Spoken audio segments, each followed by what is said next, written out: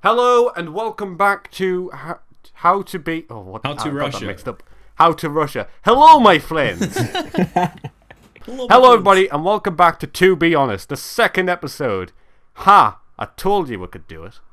We made it to 2. Some people were doubting us that the second episode would happen with my track record of podcasting, but here we are. I am your host, Dan, and I'm also here with my other host, Richard Harrison. No, Phoenix Montana. I was feeling it, dude. Okay. Okay, no, it's fine. And we have a special guest today. Hi. Introduce yourself. Hello. So I was mentioned on the podcast last week. My name's Jack Spence, or Spence Productions. Yeah. By the way, the reason I did that as a meme is because the reason we got Jack on here is because me and Dan were inspired to make podcasts because of Jack Spence and his fellow podcaster Richard, and we decided to make our own based off of that. I think so. That was a little about the there. music. Yeah, you can check them out in the description below before we get into this episode. But yeah, they're great guys. That explains the meme of last week's episode of opening the weird and wonderful. There you go. To be honest, yeah, it's all canon. So Jack, first question: what's your favorite cheese? Stilton. Stilton, yes, Stilton. Cheese I don't really have a favourite cheese, to be honest. Hey, don't talk shit about cheddar. I live near there. Baby Bell for me. Baby Bells are disgusting. How can you say Baby Bells are disgusting? Low tier. Oh, mate, I just fucking yeet Baby Bells. Oh, Too really? much. Yeah. Ari, calm down. Stilton. No, I get passionate about these Baby Bells, my guy. They're gross. Wait, someone's gonna take that out of context. Fuck's sake. Go buy some Stilton. I get Stilton. Oh, man. Okay, on to the real question. What is Spence Productions? Introduce yourself. My voice. Spence Productions is a very complicated thing to explain, because it originally started up as a passion project to start a production company. However, it's kind of more become my kind of public figure name, as you know, this is Spence Productions. It's under this title for all the freelance work that I do. Obviously it's under my name as well, but all my films are under Spence Productions and New World Cinema, which is Richard's company. And all my next films are going to be under Spence Productions as well. And yeah, that's basically me. Where did you find your passion for filmmaking? Because you've been on YouTube for a while. Because I remember way back in the day, and I'm on about like 2011 maybe, 2012. You used to, I think your first content were gaming videos, right? Yeah, I was gaming even in 2008, 2009 and posting content. Yeah, I remember a video. It's probably not online anymore, but the first video I did with you was a Minecraft gameplay. Oh yeah, that's still online. It's an unlisted video. Is it? Yeah, I've got access. Oh, of course. I've got access to that channel still. I still remember the password. That was it. You were Wolf Gaming, right? Yeah, it was. So the first channel I made was PC Creeper, because I really liked Minecraft. That channel then changed names to Wolf Gaming, and I used to post, really crappy Minecraft gaming. Towards the end, I started doing comedy skits and whatnot. I don't know if you remember the comedy skit I posted, but it was so cringy, honestly. Well, that was going to be my question. How did you transition from doing gaming videos like me and basically everyone back in 2011, right, to finding your filmmaking passion? Well, if you look back at my old channel, you can see a transition period where I've gone, okay, I'm doing gaming. Okay, I need to start editing videos up a little bit, adding an intro and adding kind of effects. It wasn't great at the time, but yeah. I started adding effects. I started wanting to learn how to do visual effects. So my dad got me After Effects, and I started learning visual effects from there. And that's how it all started, from my gaming. Wait, so you originally got After Effects to throw effects into your gaming videos? Yeah. Okay. And then I realised that, actually I wanted to create live action stuff. I really enjoyed the live action stuff and really enjoyed content creating in that sense. So I needed a camera. And my first camera was my granddad's old kind of point and shoot camera that he had, which is what I filmed my first episode of Doctor Who on. Damn. Yeah. That was a episode called The Clown in the Mirror. It was actually inspired by DW 2012. I think I kind of just ripped it straight from him, to be fair. Yeah. I'm up to speed. And then my love for filmmaking just kind of grew from there. That's very interesting.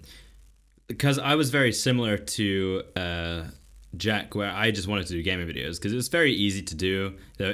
You could do it anywhere. You didn't have to leave your bedroom, right? You could just make a quick video and upload it.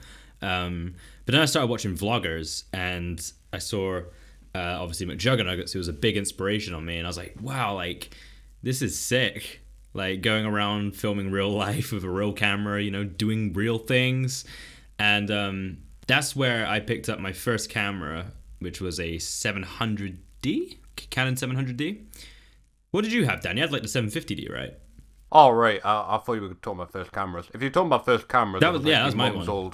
My mum's old phone. That was my first camera for YouTube. Oh. So cool. But yeah, I had the Canon 750D. Yeah. It was alright. Autofocus was crap. I bought it thinking it was the same one McJuggernuggets used, and I was like, dude, this autofocus is atrocious. Yeah. Then you moved up to 70D. How was that? I still got my first one. It was beautiful. Like, there's a very obvious difference. Very obvious difference. But note to self, it's not waterproof. That's how it broke. Oh, God. Yeah, I mean, my first camera that I ever used that was mine was a Nikon. I can't remember what it was, but it had like an extreme zoom on it. But it had no manual settings available for it. And then I progressed up to the Nikon D5500, which is what I've got now. Oh, that's the one you still use? Yeah, that's the one I still use to this very day. So I've had that for about 5-6 years now. If you could upgrade to any camera, what would you recommend and personally like use? So there's two cameras I want to upgrade to. That I want to either upgrade to a Panasonic GH5. Good choice. Or a Blackmagic. Also a very good choice. There are upsides and downsides to both. The downsides to a Blackmagic is you need loads and loads and loads of batteries, or a big battery, to be able to supply it for a whole day's of filming. So if anything, I'm going to swing towards Sony and Panasonic at the moment. Yeah, I think my dream camera personally is the at the moment, like realistically, is a Sony A7S, maybe Model 3. All right. Yeah, I heard they're good. They're beautiful, absolutely beautiful. What about you, Dan? iPhone. BlackBerry. I don't know. Probably it's 80D or whatever the next D in Canon is. Dude, they're up to the 90D now. Yeah, I know. That's mad. No, I just want some just good autofocus and just good sound. That's it. I don't use autofocus. You don't? No, I use manual. Well, yeah, for what you do, that's understandable. Yeah, actually, yeah, good point. For vlogging, just point and shoot. How did you transition to Doctor Who fan films? Was it just solely DW 2012, or was there any other influence there? I love Doctor Who. That's, you know, it wasn't DW 2012 that made me transition to Doctor Who fan films. It was watching Doctor Who and going, I'd love to do that. I'd love to be the Doctor. I'd love to play the Doctor. I'd love to make a Doctor Who episode. And then I started searching online Doctor Who fan films, and you know, I kind of saw, oh, there are people doing it. Like, for example, Dynamic Works, as they're known now in 2012. And it just kind of made me go, yeah, let's try it. Let's do it. I can actually vouch for him here, because I remember that Jack was cosplaying the Doctor way before he was posting anything online. Like, right. Yeah, okay. It was definitely a passion. Definitely a passion. Oh, 100% passion. And I think it's a good thing to start with. Like, mimicking something is a very good way to put your foot in the door to actually start doing your own thing. But I personally think, like, just practicing with something you're familiar with and then going, hey, I'm going to move on to my own stuff now. Got the idea. Well, it's a good I agree with that one. I 100% agree with it. Yeah. Yeah. So, Phoenix, would you ever make a Doctor Who fan film? Oh yeah, dude. But I mean, I technically was the master. Yes, you in was. one of Jack's. Yeah. Oh my god, what a plot twist. Yeah. That was my last fan film of Doctor Who. Oh, bring it back. We need a revival.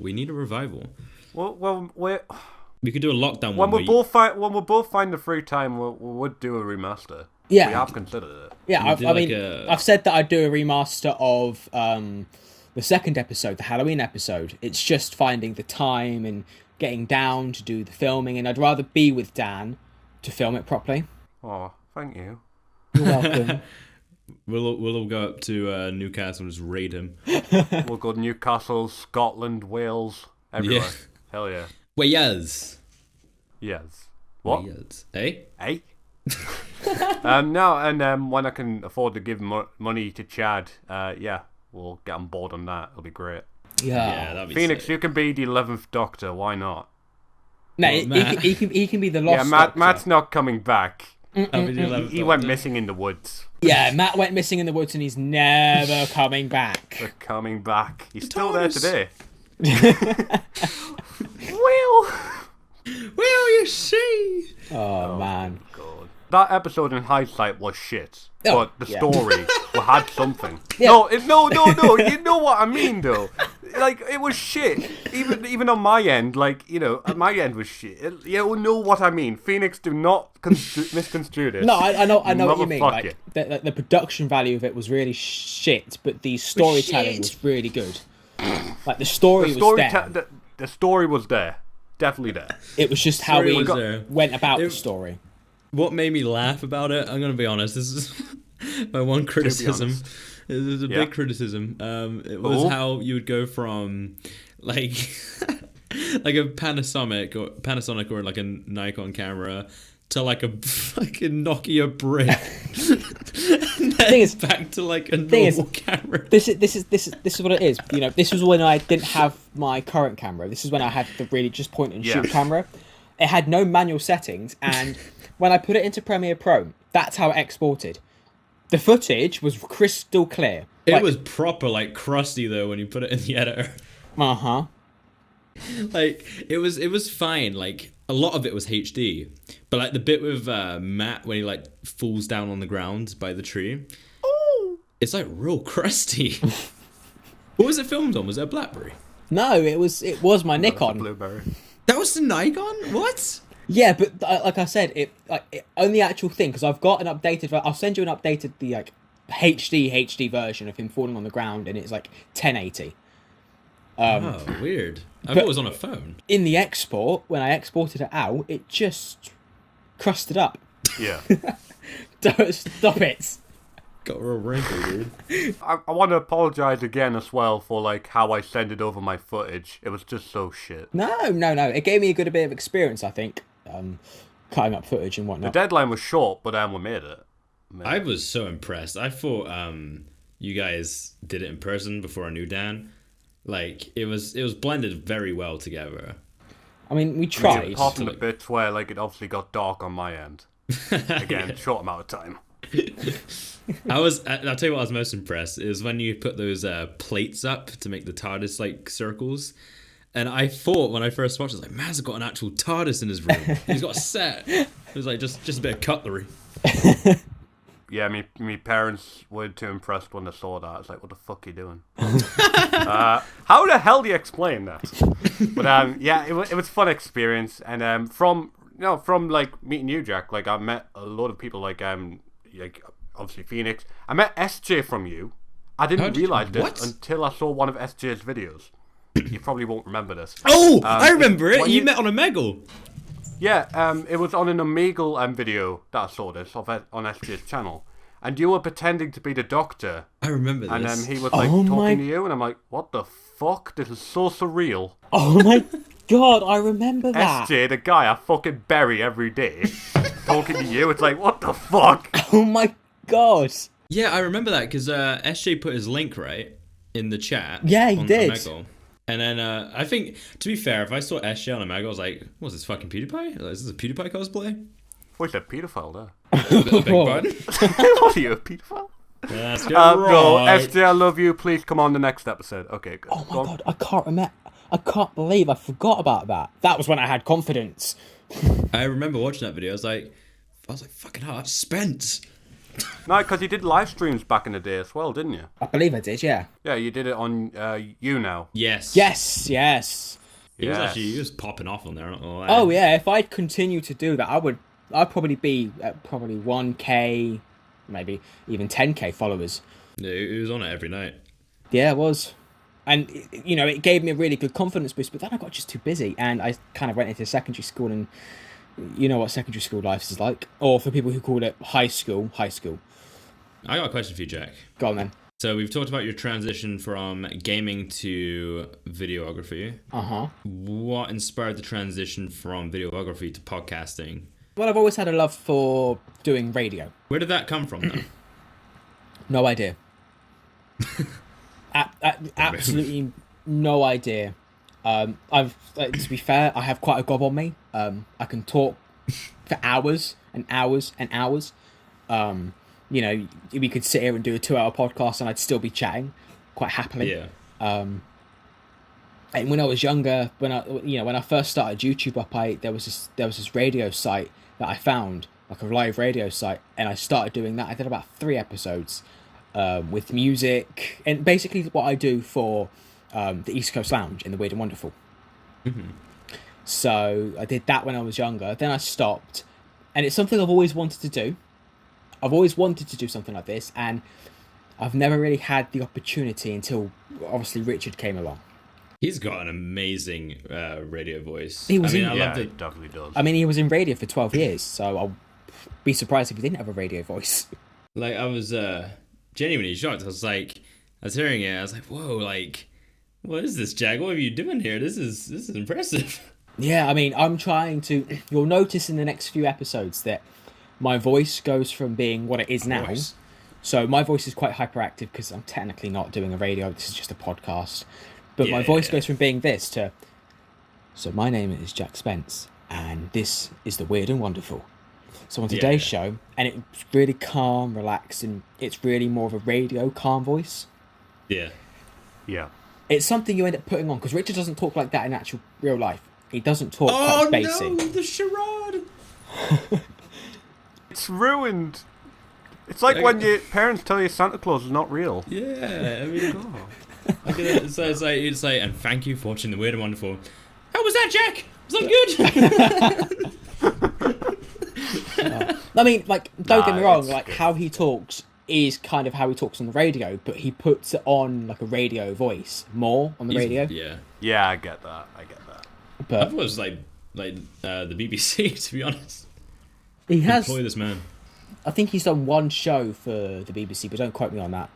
Wow, that's actually amazing. But yeah, he loves doing radio. He did 12 years of it, left last year, missed 1 October and 1 Christmas, so 1 Halloween and 1 Christmas, and then we started the Weird and Wonderful up this year during lockdown because we both wanted to, and we both kind of went, let's just do it.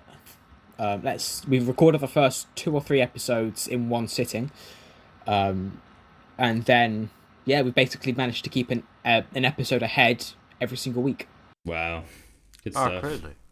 So Is it not tiring doing it in one sit though? All those episodes. no, it's really fun. Fair enough. Really, really fun because you hear the banter between me and Richard. Like nothing gets cut out. Like quite literally, what you hear is everything we've said. Yeah. Like any pauses, obviously, I will cut back so they're less of a pause. But everything that's said, I don't cut out because I like it raw. I like it unfiltered. Yeah. So, yeah, basically. Sweet. Yeah. I was gonna ask about the East Coast Lounge.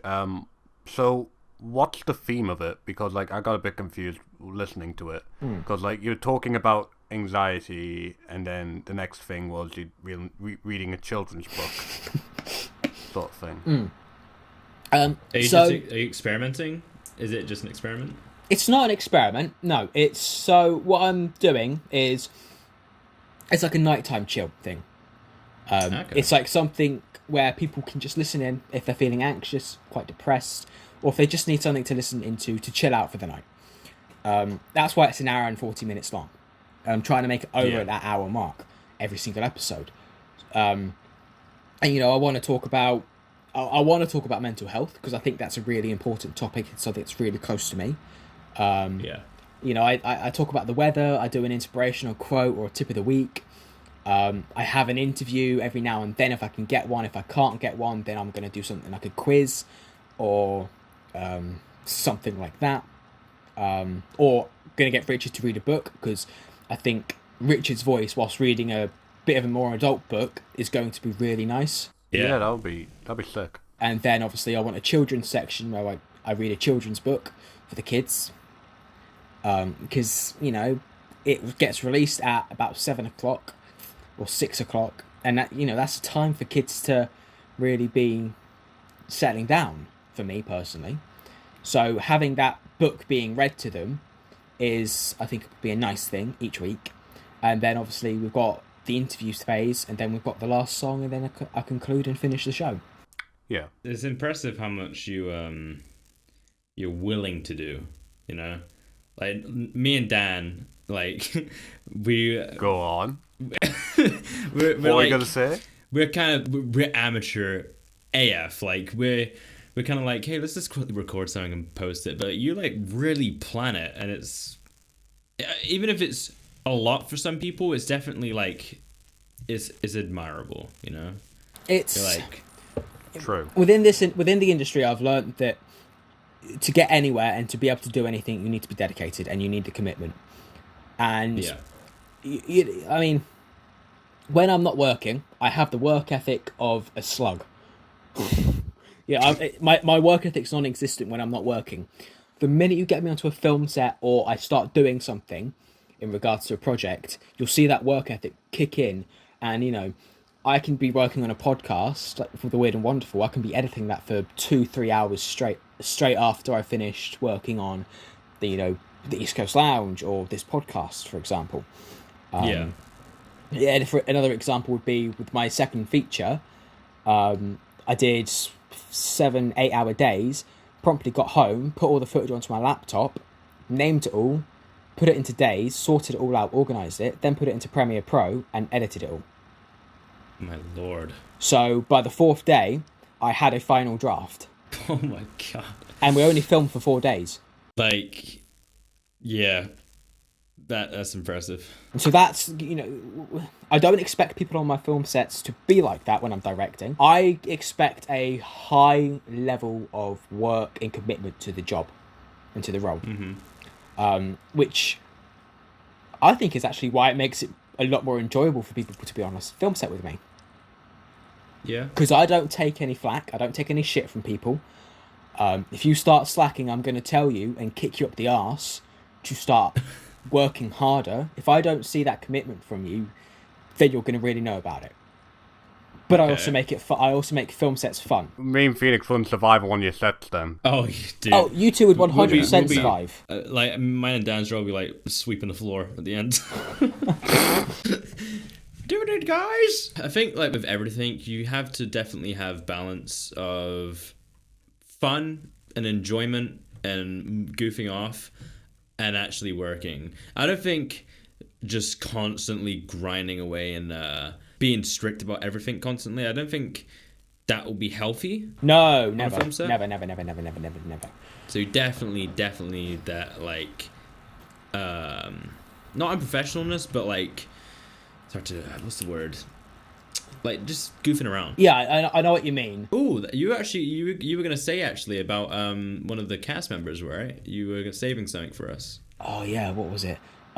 So I worked with a guy called William Shaw. Oh, he's one of the best actors I think I've ever worked with and probably going to ever work with. To make his eyes look red, like he's been crying for a long time, he brought an onion, cut it up, and put the onion directly on his eyes. Jeez, Dedication, man. that's a method acting right there. I did not ask him to do it. Just be thankful it wasn't like a stab scene or something like that. Yeah. No! But yeah, you know, there are so many actors that I've worked with that are just incredible and amazing, and you know, I could tell so many stories, but you know, Are you going to be bringing him back for upcoming movies, films? Oh, if he suits the role, 100%. I will work with Will again, 100%, anytime. This is something that blew me away. I've recently started watching American Horror Story. I don't know if you guys have seen it. Heard of it. Yeah. But they'll do it the first season. I think it's called Murder House, right? It's a story about this house or whatever. It's haunted.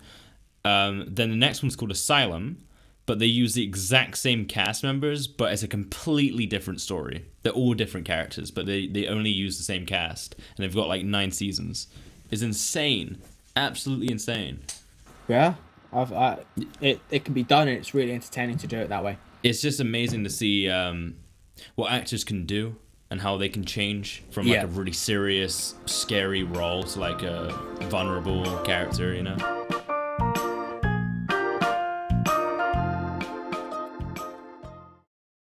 When I know that, I've created something good and I've given a good experience to somebody, then it makes everything, just all the stress that's involved. Because, on my first feature film, one of the actors, I arrived at their hotel to have Richard, who was my first AD and the producer, phone me up as soon as I arrived at the hotel to tell me that that actor had pulled out and gone home the previous night. That actor had not told me. Yeah, because I had to take on the role, one of that guy's role. And it's like, that annoyed me, but I didn't let it stress me out. I didn't let it stress anyone else out. And, it's just, it happens. I won't be working with that actor anytime soon, or maybe ever again. Wait, so you already had footage with that actor? No, thankfully. Ah, yeah. I was gonna say, what upcoming titles are you working on? Too many. I've got. Tell us about too many. I've got a film called The Musician coming up soon. I want it to get funded for next year. That's basically about a guy who gave up on his dreams and then started to, when he was older, his best friend basically gives him hope again to follow his dreams, and his dreams start to come true. I've got a series called The Zodiacs, or 13, which you know about Phoenix, because that's a project that both me and you are working on. I've got a project called The Guardians. I won't go too much into that because that's a book that I'm trying to write as well as a series. Didn't you work on that back in the day? Sorry to intervene, but I remember you teasing something like that back in the day. You made some music for it and stuff, and that sounds familiar. Yep. I've had this idea. Right. I've had this idea way before we had the idea for the Zodiacs and 13. This was the original idea. Are you completing the trilogy of the To Me? So you got Talk to Me, Listen to Me. Yeah, I am. So obviously we've got The Musician, The Zodiacs, The Guardians.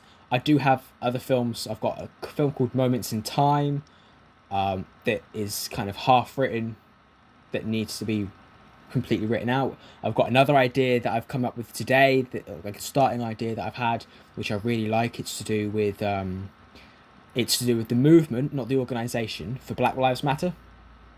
Oh dear. Not the organisation. I don't agree with the organisation. I agree with the movement, and I want it to be about the movement. Okay. So that's edgy. That's edgy. Good luck.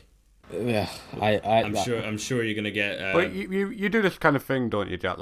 You delve into topics that people wouldn't regularly talk about in movies and stuff. Yeah, I mean, for me, with the Talk to Me, Listen to Me, Talk to Me is focused heavily on bullying and how suicide can actually affect bullies, which it's a weird film to go into and a weird idea to have. But Talk to Me is about, so a boy commits suicide, and the bully, one of the bullies who bullied this kid, completely changes his life and does better by him.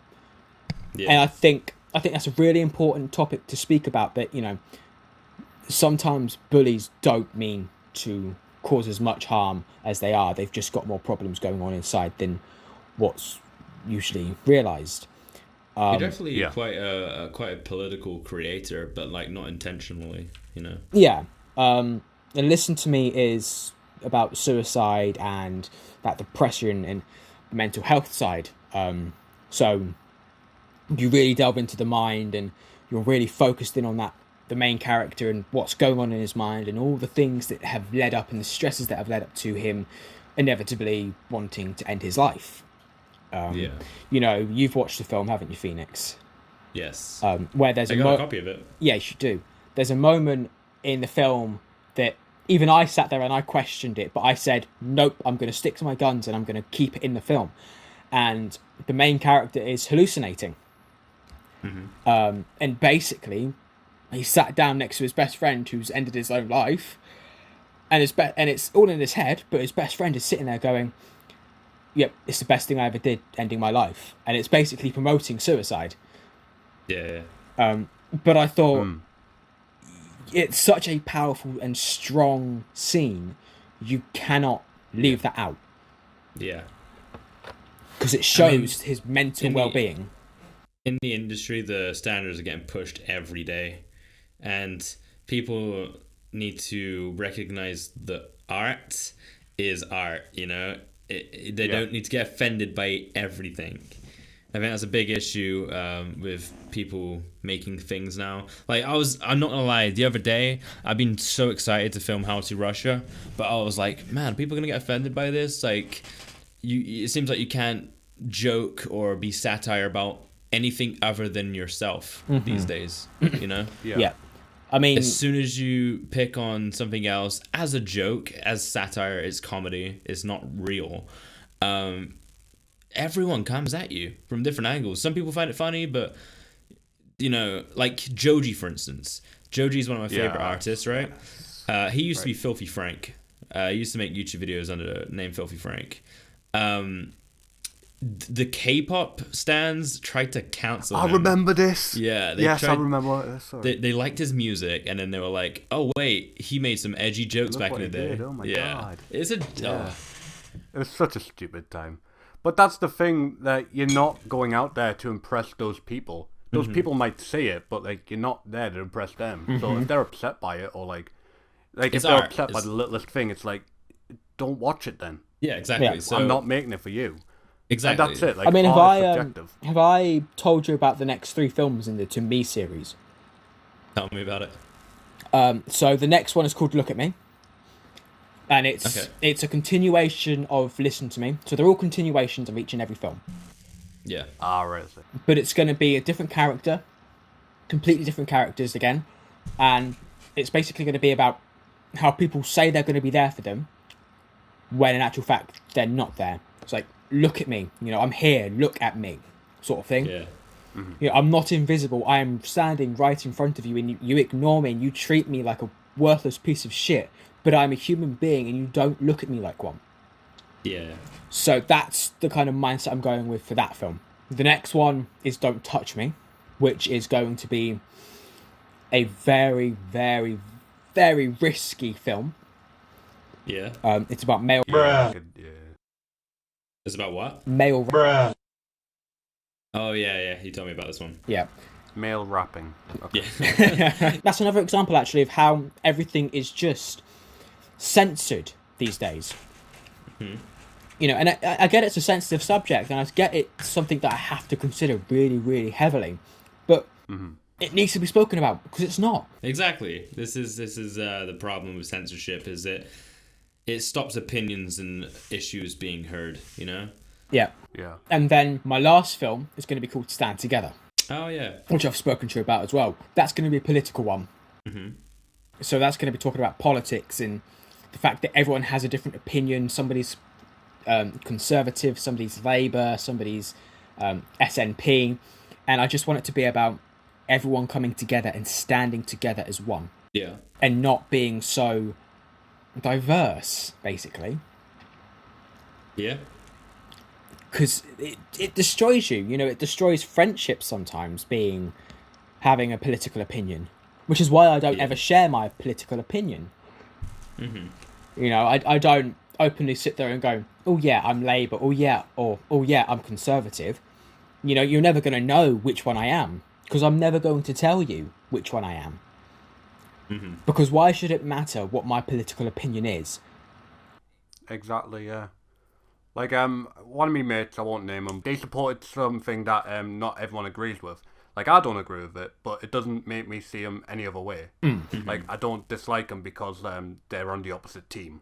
Yeah. You're allowed to have your own opinion. End of the day, I can't change that. That's the thing. Like, I've always said this. Like, I was on Tinder. I think I've told this story. I was on Tinder and I was talking to this chick. We were talking for like 3 to 4 months. His name was Tom. Yeah, his name was Tom, and yeah, we were talking for like 4 months, and then she noticed something in the background and was like, "Oh, you support that party?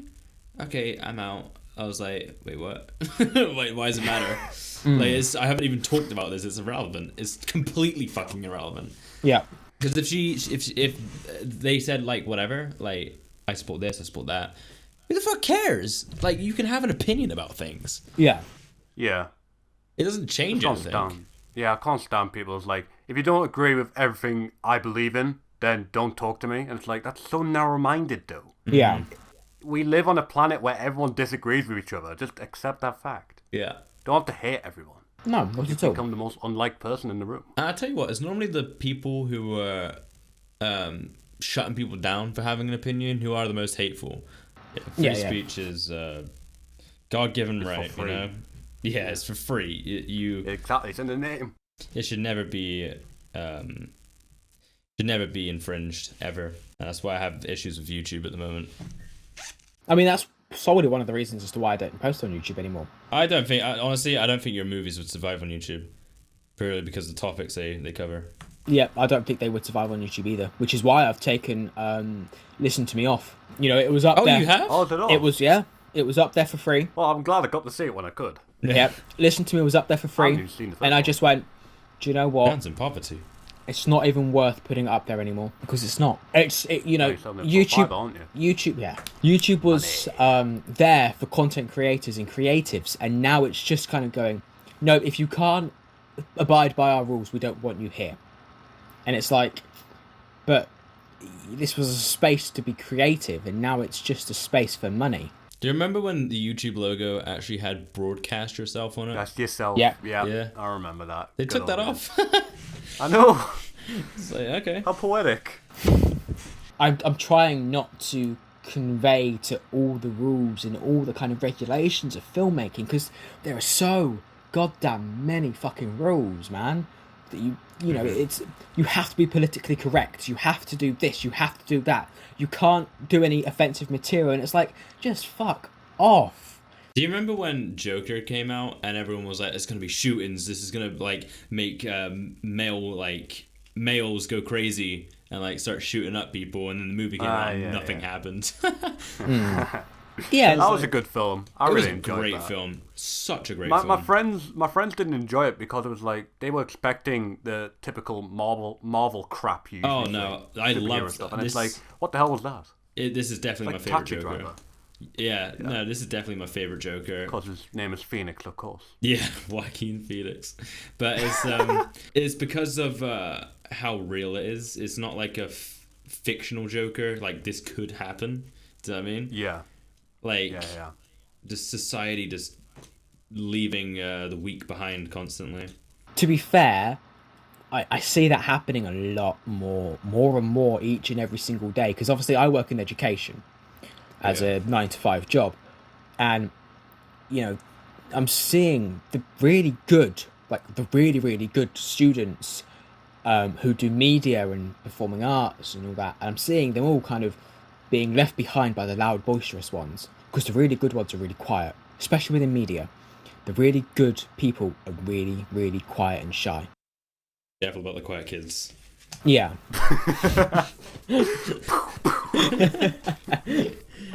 It's like pumped up kicks. Censorship and shit, it just has a major strain on creativity in general. Yes. It's like you either abide by this and like get a lot of tension on it, or you make the thing you want and it barely gets nothing. That's the thing. Creativity and censorship don't mix. No, not at all. No. But like, I do appreciate that you do talk about these topics in your movies and not just like, right, I'm just gonna make, because like I did a media course as well, and everyone kind of just went for a similar idea for their final project, and none of them were like kind of thinking outside the box.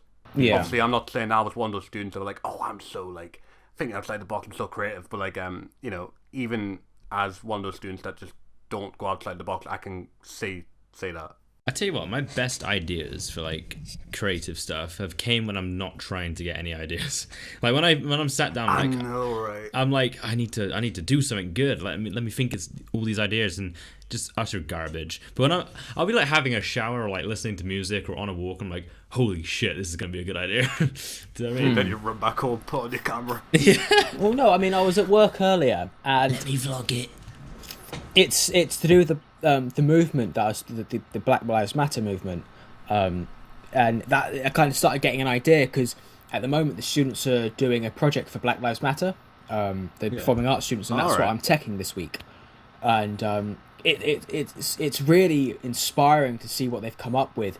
And I've just been sitting there going, okay, if I could translate this into film, it would probably be, oh, okay, this have a hand running along a rail, have the rail sound really nice and loud with the sea in the background, and then just that's with a sunset or a sunrise in the background, and start it off that way. Then have a voiceover which then leads into having a diverse variety of people. You should title it "Don't Judge Me." It should go in the series.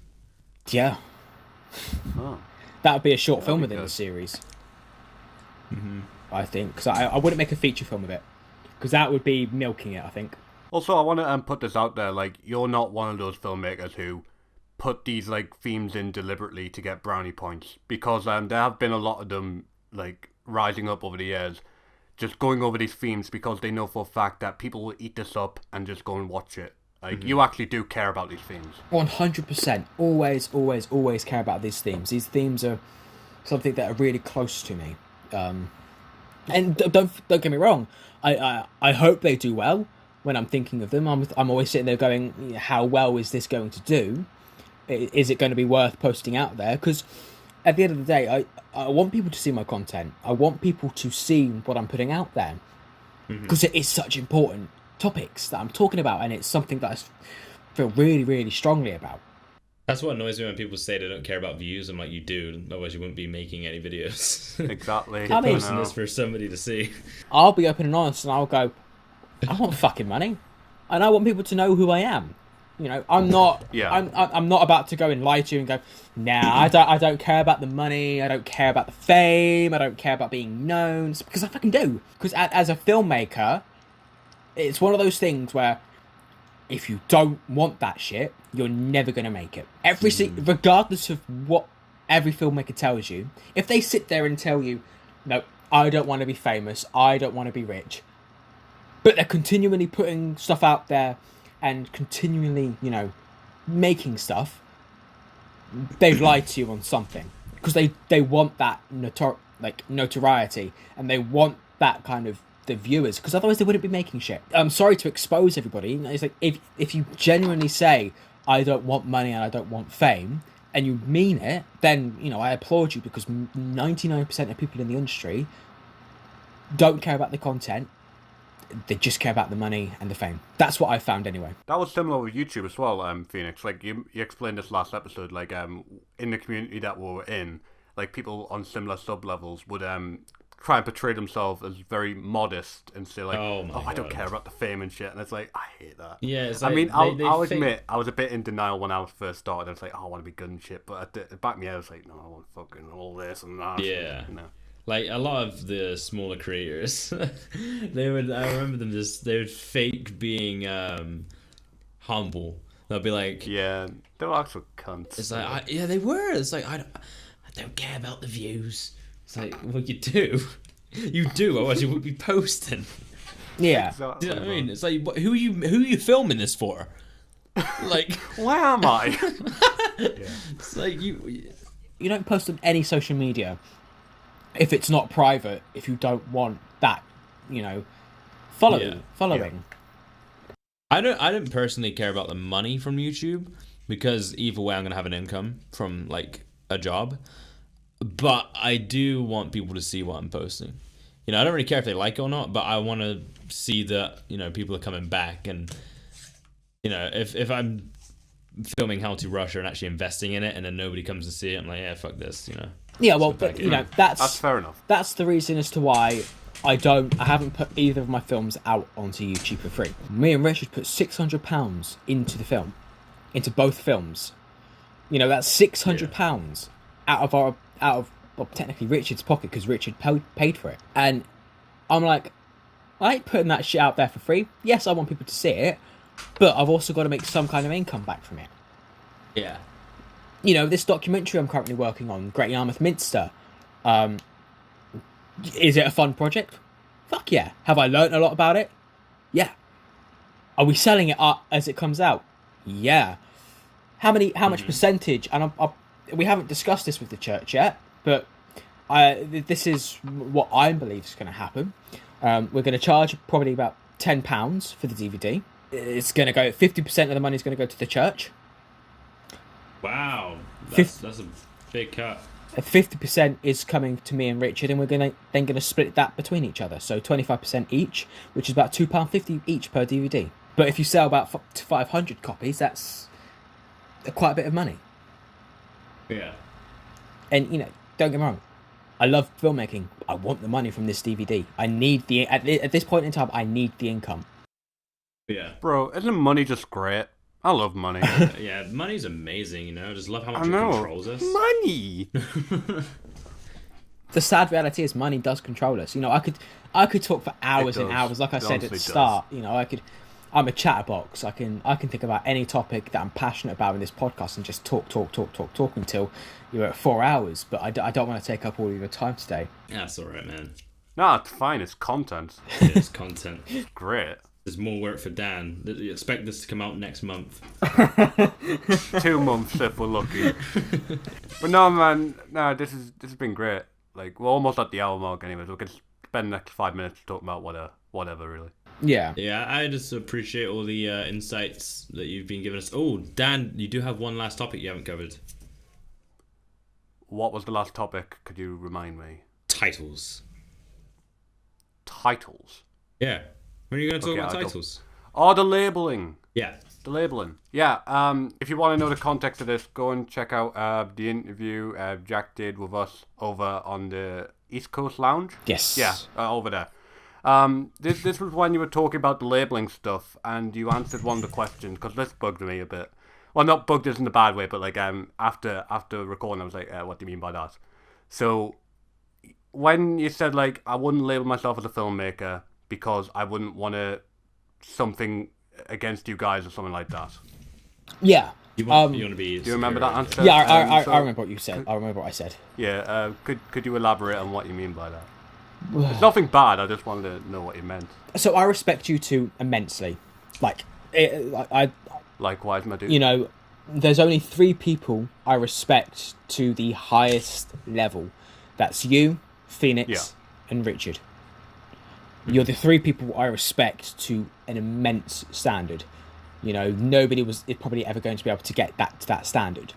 That's how much I respect all of you. And I don't want to ever claim the title of filmmaker, because then I feel as though, even though, you know, you guys have said that you don't want that title and you don't care about that title, if I'm sitting there going, I'm a filmmaker, oh yeah, I'm a filmmaker, oh, I'm a filmmaker, and you guys are just sitting there going, I'm a content creator, I feel like I'm at a higher level than you are, and I don't ever want to be at a higher level, because I feel as if my content creation and your content creation is on the same level, quality wise, and you know, I don't ever want people to think that I'm better than you at anything, which is why I'd hate to label myself as a filmmaker, because I have 2 amazing friends who are on the same level quality wise.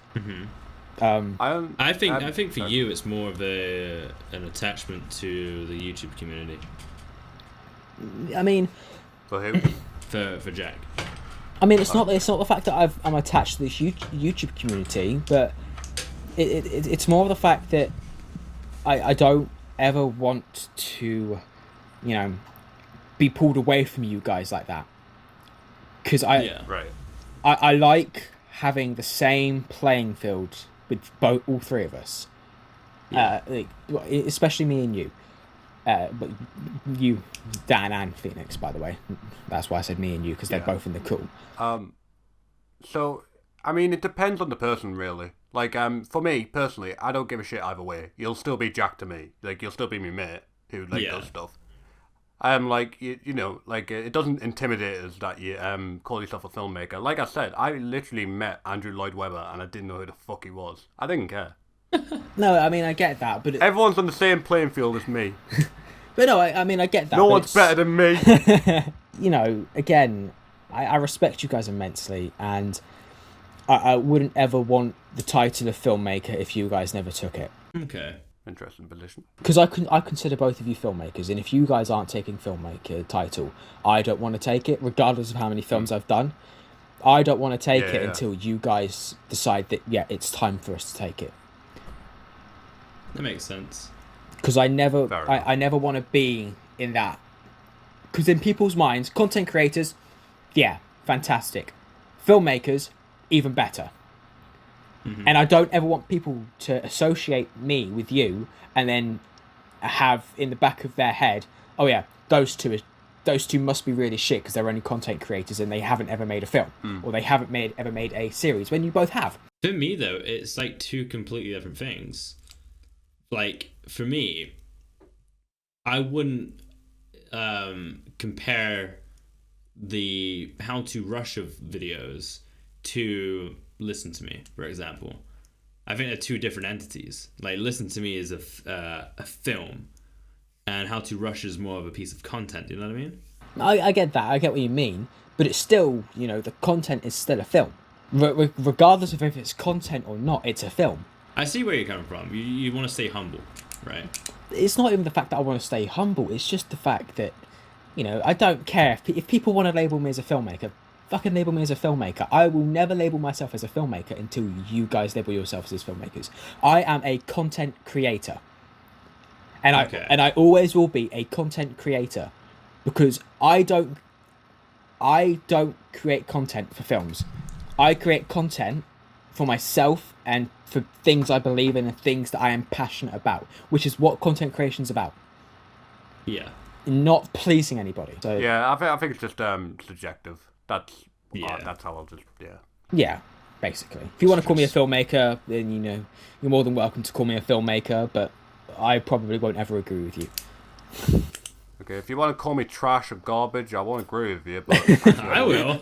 I would. Yeah, I'm trash. Alright, we're going to end it here. I hope you enjoyed How to Russia. To be honest, weird and wonderful, everything above. Jack, where can they find you on social medias? Any social media. I'm on Twitter, Facebook, Instagram. All you've got to do is type in Spence Productions and I'm there. If you want to listen to the Weird and Wonderful, I'm only posting on Mixcloud at the moment, and again, it's Spence Productions. Alright. Any final words, boys, to wrap this up? Stilton. Stilton indeed. Stilton has been today's word. Alright, thank you very much for watching. Like, comment, and subscribe, and we'll see you in the next episode of To Be Honest. Bye. Yeah, Stilton.